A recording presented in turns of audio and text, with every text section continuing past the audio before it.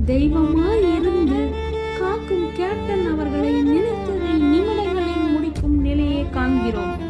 உன் ஒவ்வொரு நினைவும் எங்களுடன் இருப்பதையே உணர்கிறோம். குலம் காக்கும் எங்கள் குலதெய்வமாய் நினைத்தே வாழ்கிறோம். மகா சிவராத்திரி அன்று புனித நீராடிய கேப்டனின் தவப்புதல்வர்கள் கங்கை நதியில் கேப்டன் புகைப்படத்தை வைத்து புனித நீராடியது பலரையும் நெகிழ்ச்சியில் ஆழ்த்தியது.